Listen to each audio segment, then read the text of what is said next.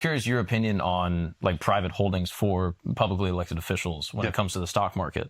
And I think that is one of the main things that is eroding the public trust in politicians. Yeah, I mean, I think it's a real problem, and I think they should get rid of it. And look, I get it. If I was a millionaire, I'm sure I would like think twice before taking a public service job if that meant having to divest. But like, we're talking about people who are sometimes responsible for multi-billion-dollar decisions, or in terms of like the course of the national economy, like trillion-dollar level outcomes, right?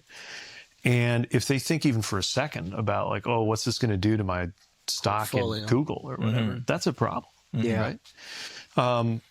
And that coupled with, and this is less politically popular, but I also think a lot of public servants don't get paid enough. But I think it's interesting what you said. Like, if people feel like they can't trust the data, they can't trust the politicians. It can be manipulated. Right? But how it looks or how you make it sound. Yeah. I mean, they're doing this right now. Again, the Doge stuff, they make it sound like there's like millions of dead people getting Social Security. Exactly. We're just not. That is just not true.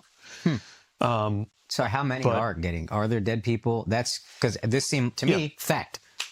One thing to think about is like, obviously the vast majority of people who die of old age are getting Social Security the day they die, right? So like for at least a minute or a week or a month or however long it takes, right? There's that process of updating. But part of it had to do with how the database was built. And you just didn't necessarily like remove everybody from the database. It didn't mean they were getting money, but it meant they were in the database. And so you could twist that into looking like, this is what the president did in his speech. Like, it's true there's this database that had all these people from like, 100 years ago. It was not true that they were getting checks, okay? Wow. But he said the one part. That's good. And your brain fills in the blanks. And now you think, oh shit, there's like millions of people who are 150 years old getting checks, which is not true.